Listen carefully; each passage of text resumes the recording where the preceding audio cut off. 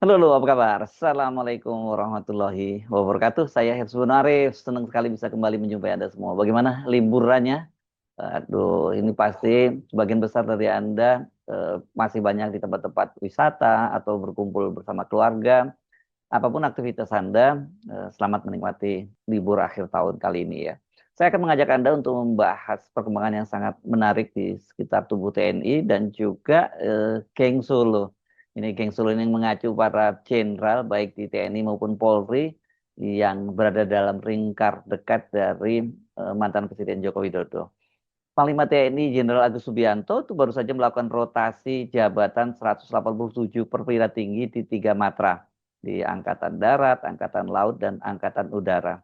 Dari surat keputusan yang diterima wartawan, ada satu nama yang menarik perhatian dan sekaligus mengejutkan. Ini karena statusnya ya, yakni Letnan Jenderal TNI Widi Prasetyono. Ini sekarang dia menjadi dosen di Universitas Pertahanan yang dimutasi menjadi staf khusus Kepala Staf TNI Angkatan Darat dengan status, nah ini yang menarik, proses hukum. Letnan Jenderal TNI Widi diduga terlibat dalam penjualan lahan milik Yayasan Kodam Diponegoro dan aliran dananya itu masuk ke istrinya yang ditransfer ke sejumlah rekening milik keluarganya.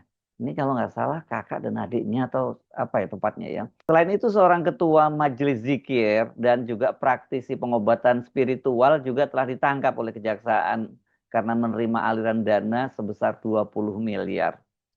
Letnan Jenderal Widi Prasetyono ini adalah lulusan Akademi Militer tahun 1993 yang karirnya moncer di era Jokowi dan dikenal sebagai Geng Solo. Geng Solo ini sekali lagi adalah mengacu kepada mereka-mereka perwira tinggi di TNI maupun di Polri yang pernah menjabat di Solo pada saat Jokowi itu menjadi wali kota. Nah, Widi ini sebelum menjadi ajudan Jokowi juga pernah menjadi komandan Kodim di Surakarta. Tapi kemudian dia dipromosikan menjadi komandan Korem 091 Aji Suryanata Kusuma Kodam Mula Warman.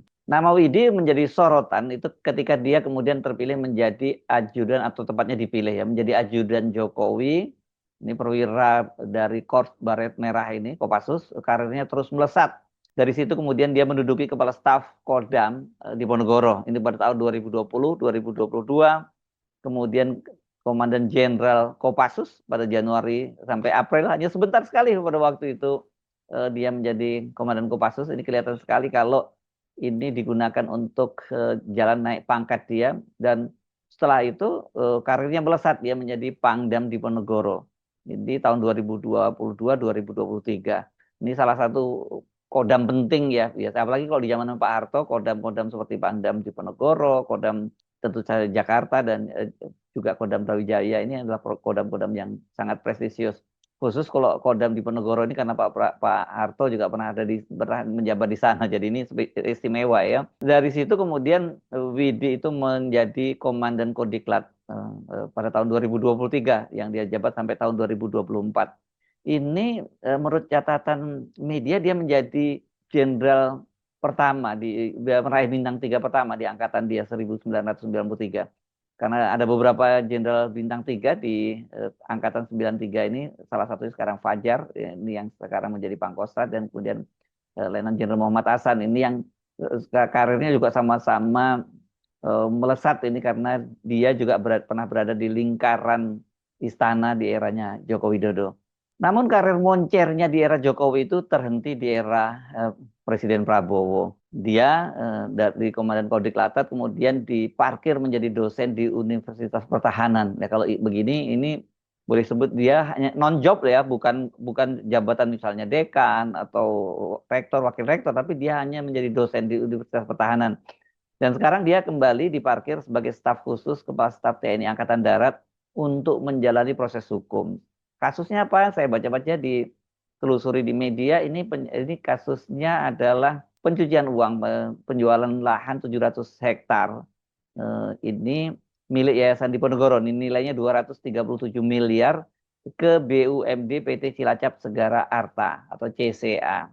Tanggal 2 Desember lalu, Kejaksaan Tinggi Jawa Tengah telah memanggilnya untuk menjalani pemeriksaan. Namun belum ada kabar lebih lanjut bagaimana perkembangan kasusnya. Berarti ini kalau menurut keterangan Kejaksaan Tinggi tanggal 2 Desember itu adalah panggilan yang kedua. Namun kalau kita melihat status proses hukumnya setelah dimutasi ke staf kepala staf TNI Angkatan Darat, ini nampaknya proses hukumnya akan berjalan lebih lancar ya, karena jelas di situ bahwa dipindahkan untuk proses hukum. Ini menunjukkan bahwa institusi TNI tidak melindungi dia dalam kasus ini. Nah, kasus ini menjadi sorotan publik ketika dalam sidang lanjutan di Pengadilan Tipikor Tindak Pidana Korupsi di Semarang hari Senin tanggal 1 Desember 2025, Novita Permatasari, istri Letnan Jenderal TNI Widi Prasetyono, itu hadir sebagai saksi. Media menyebutnya sebagai istri dari ex Pangdam 4 Diponegoro karena kasusnya ini mungkin berkaitan dengan lahan milik Yayasan Kodam Diponegoro.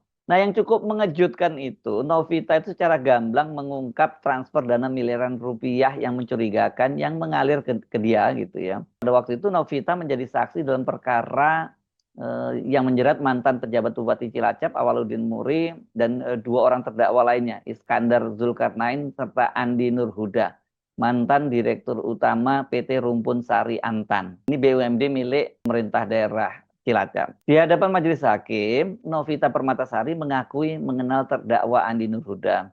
Dan Novita menyatakan dia menerima aliran dana dalam jumlah yang media menyebutnya fantastis ya, yang disengaja ditransfer melalui rekening pihak ketiga, yaitu saudara-saudaranya gitu ya. Dana tersebut ditransfer melalui beberapa rekening dengan tujuan untuk menghindari temuan PPATK, ujar Novita. Ini media mengutipnya seperti itu ya. Clear sekali, jadi memang ada niat untuk hilangkan jejak aliran dana itu. Dan inilah yang kemudian bisa mengarah kepada tindak pidana pencucian uang. Aliran dana yang diakui Novita itu berupa beberapa transfer.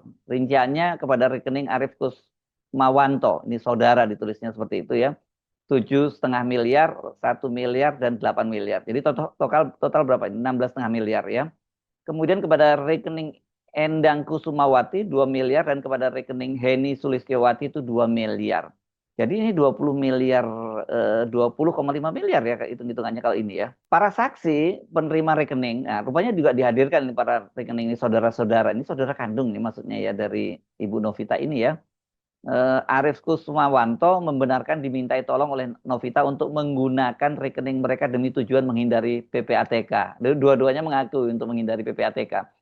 Memang kalau 100 juta aja transfer kan PPATK itu langsung radarnya bergerak gitu. Sampai miliaran gini pasti juga bergerak. Dan PPATK pasti akan menelusuri apakah sesuai dengan profil mereka ini atau tidak. Sebenarnya walaupun disamarkan seperti itu tetap saja bisa terdeteksi ya. Dan Novita juga menyebutkan bahwa sebagian dari uang yang diterima tersebut diserahkan kepada seseorang bernama Gus Yazid sebesar 20 miliar. Loh, ini berarti ada dana, oh ini karena ada penjelasannya nanti. Ini bukan bagian dari yang ditransfer 20,5 miliar tadi. Nah siapa Yazid lah ini ya. Yazid ini, Ahmad Yazid namanya ternyata. Ini adalah Ketua Yayasan Silmi Kafah Ranca Mulya, yang sebelumnya juga sudah diperiksa oleh Kejaksaan Tinggi Jateng. Ini konteksnya pada tanggal 1 Desember lalu ya. Kalau sekarang dia sudah ditangkap ini oleh Kejaksaan Tinggi Jawa Tengah. Dia ini sebenarnya pusatnya itu bukan di Jawa Tengah ya. Yayasan Silmi Kafah ini saya baca-baca pusatnya di Bekasi. Jadi ini adalah semacam yayasan zikir, jadi aktivis zikir dan kemudian pengobatan alternatif. Nah, kalau zikir kok menerima duit yang nggak jelas seperti ini. Terus orang zikir ini kan takarub kepada Allah, Allah ya. Berapa istilahnya takarub ala Allah. Jadi mendekatkan diri kepada Allah. Orang kalau udah urusannya zikirnya dekat dengan Allah ya pasti bisa membedakan dengan mana duit yang halal dan mana yang haram. Bukan berarti kalau orang rajin zikir nggak boleh menerima duit gede ya. Tapi kalau duit gedenya nggak jelas, nah itu yang jadi persoalan ya. Novita membenarkan bahwa total dana sekitar 20 miliar dalam beberapa tahap itu diterima dari terdakwa Andi Nurhuda melalui perantara. Nah, ini yang menarik. Penyerahannya diakui oleh Novita dilakukan secara tunai, dimasukkan dalam koper dan dibungkus dalam kantong plastik kresek. Ini benar-benar sudah niat. Nah, tapi saya bertanya-tanya, apa kaitannya ini ya si Pak Kiai ini yang media dengan mudahnya menyebut namanya Gus begitu ya. saya termasuk orang yang tidak suka menggunakan istilah-istilah itu untuk di media ya, itu memang tradisi di kalangan Nahdliyin yang harus kita hormati, tapi berlaku internal, jangan di media menggunakan Gus, apalagi orangnya nggak jelas lagi statusnya ya. Mending kalau dia anak kiai besar yang memang otoritas keilmuannya tinggi ya wajarlah kita dalam hubungan personal kita panggil dengan takzim, kita cium tangannya sebagai Gus itu wajar. Tapi ini kalau semua orang dijuluki Gus ini bisa jadi apa ini nanti Gus itu jadi tidak berharga lagi ya. Oke, kita panggil namanya saja Ahmad Yazid ya. Ahmad Yazid membantah dia menerima dana tersebut, tapi kalau tinggal di cross check saja dengan Andi Nurhuda dan juga Novita yang sama-sama mereka mengaku menyerahkannya melalui perantara. Nah ini yang sampai sekarang ini saya belum tahu apa hubungannya antara Yazid ini dengan Widi Prasetyono dan juga istrinya Novita tadi. Nah, ini tugas dari jaksa penuntut umum untuk melakukan cross check pengakuan-pengakuan ini. Saya membaca dari tribunjateng.com ya. Kasus ini bermula dari transaksi jual beli tanah seluas 716 hektar, 716,20 hektar di Carui, Kecamatan Cipari, Kabupaten Cilacap, Jawa Tengah. PT Cilacap Segara Arta, CSA, BUMN milik Pemkot Cilacap membeli tanah tersebut dari PT Rumpun Sari Antam, RSA. Oh, yang BUMD itu CSA-nya ya, bukan Rumpun Sari Antamnya ya. Harganya 237 miliar. Namun tanah tersebut ternyata merupakan milik Kodam 4 Diponegoro dan tidak dapat dikuasai oleh PT CSA. Pembelian tanah itu dilakukan oleh 3 terdakwa, yakni Awaludin Muri, mantan pejabat Bupati Cilacap, Iskandar Zulkarnain, mantan Kepala Bagian Perekonomian Sekretaris Daerah Cilacap, dan Andi Nurhuda, mantan Direktur PT Rumpun Sari Antam. Mereka ini diduga melakukan kong kali kong sehingga uang negara yang dikeluarkan untuk pembelian tanah tersebut diselewengkan. Selain 3 terdakwa, Kajati kan seperti saya sebutkan tadi sudah menangkap juga Ahmad Yazid yang menerima aliran dana sebesar 20 miliar itu. Belum jelas apa kaitannya Yazid dengan Widi dan terdakwa lainnya, kenapa dia kemudian menerima aliran dana 20 miliar yang dia bantah gitu loh. Dan apalagi kalau kemudian dia, orang kan harusnya kalau menerima dana sampai sebesar itu, apalagi kemudian disampaikan dengan cara yang aneh seperti itu di dalam koper dan dalam kantong kresek, kan orangnya mestinya bertanya-tanya dong ya. Apalagi dia mengaku sebagai tokoh agama gitu. Sementara Widi ini dan istrinya Novita kan sampai sekarang statusnya masih menjadi saksi. Nah, dan kita juga belum dapat perkembangan lebih lanjut dari kasus ini ya berkaitan dengan 2 orang ini. Namun kalau menyimak kesaksian Novita, istri Widi, jelas mereka itu menerima aliran dana dan tampaknya sejak awal ini ada motif untuk tindak pidana pencucian uang karena disamarkan aliran dananya melalui rekening adik dan kakaknya, melalui saudara-saudaranya dengan tujuan supaya tidak terendus oleh PPATK. Bila kemudian Widi dan istrinya ini menjadi terdakwa, dia ini akan menjadi jenderal bintang 3 kedua yang berhadapan dengan hukum berkaitan dengan pelepasan aset milik Kodam. Dan dua-duanya ini adalah mantan Panglima Kodam, Pangdam, yang satu di Diponegoro, yang satu lagi di Brawijaya. Yang saya maksud ini adalah Letnan Jenderal TNI Purnawirawan Jaja Suparman. Dia pada tanggal 26 September 2013 itu divonis 4 tahun oleh Majelis Hakim Pengadilan Militer Tinggi 3 Surabaya. Tapi pada waktu itu Jaja merasa nggak bersalah ya. Dia ini berkaitan juga dengan lahan juga yang tapi kemudian dibeli oleh swasta ya, CMNP ini. Bahkan media menggambarkan ketika divonis 4 tahun itu Jaja Suparman bahkan sempat berdendang, katanya berdendangnya lagu Alusia Alusia. Majelis Hakim yang diketuai oleh Letnan Jenderal TNI Hidayat Manau menyatakan Jaja tidak bisa mempertanggungjawabkan uang negara 13,3 miliar dari operator jalan tol PT Citra Marga Nusapala Persada CMNP. Ini peristiwanya pada tahun 1998. Kita ingatkan memang Jaja ini tahun 1998 dia menjadi Pangdam di Diponegoro, dan setelah kerusuhan itu kemudian dia ditarik ke Jakarta menggantikan Mayor Jenderal TNI Safri Samsudin yang menjabat sebagai Pangdam Jaya. Nah, hal yang memberatkan hukuman Jaja kata Majelis Hakim karena pria berusia 65 tahun itu tahun 2013. Sekarang berarti sudah 77 tahun dong ya. 77 tahun. Ini Jaja tidak menyesali perbuatannya. Ia terlihat orang dia nyanyi-nyanyi bukan. Dan dia juga tidak mengindahkan Kepala Staf TNI Angkatan Darat untuk menerima kompensasi ganti rugi lahan Kodam dan menyalahgunakan kewenangannya. Jadi kalau ini kelihatannya prosesnya sih legal ya, ini ganti rugi karena ini rupanya aset Kodam ini dilewati jalan tol dan kemudian ada ganti ruginya gitu. Kalau kasus yang di Cilacap ini memang agak aneh itu karena katanya dibeli oleh BUMD Cilacap tapi dari sebuah perusahaan swasta. Nah itu apa ceritanya kok bisa seperti itu? Dan kemudian tanahnya nggak bisa dikuasai oleh BUMD di Cilacap, masih menjadi milik Kodam. Bagaimana nasib Widi, salah satu jenderal kesayangan Jokowi dan anggota, jelas dia adalah merupakan anggota dari geng Solo ini. Apakah dia akan menjadi orang pertama dari geng Solo ini yang harus meringkuk di terali besi, sementara geng Solo lainnya saat ini, wah karirnya masih moncer, masih berjaya menempati beberapa pos penting. Salah satunya adalah Panglima TNI Jenderal Agus Subianto. Mengapa Jenderal Agus Subianto dimasukkan dalam geng Solo? Karena dia juga pernah menjadi dandim di Solo pada waktu Jokowi menjadi wali kota gitu ya. Dan karirnya memang kemudian moncer ya. Satu hal yang sedikit membuat lega, mutasi dengan status proses hukum itu kan diterbitkan oleh Panglima TNI Jenderal Agus Subianto.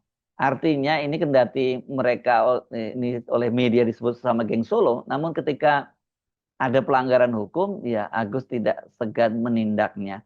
Kita tunggu kelanjutan dari kasus ini karena sampai sekarang seperti saya katakan tadi mereka ini keduanya baik Widi dan istrinya itu statusnya masih menjadi saksi ya, dan Widi itu statusnya masih diperiksa oleh Kejaksaan Tinggi Jawa Tengah, beda dengan Ahmad Yazid yang sudah ditangkap ya. Nah, apakah ini kalau kemudian bergulir ke hukum, ranah hukum ini hanya dikenakan kepada Widi saja, sementara istrinya Novita tidak dikenakan, karena kan kalau lihat prosesnya istrinya ini terlibat aktif ya, dia dengan meminta saudara-saudaranya untuk menampung aliran dana dari jual beli lahan yang tadinya sebetulnya itu adalah lahan milik Kodam Jaya, Kodam Diponegoro. Saya Hersbun Arif, sampai jumpa lagi. Wassalamualaikum warahmatullahi wabarakatuh.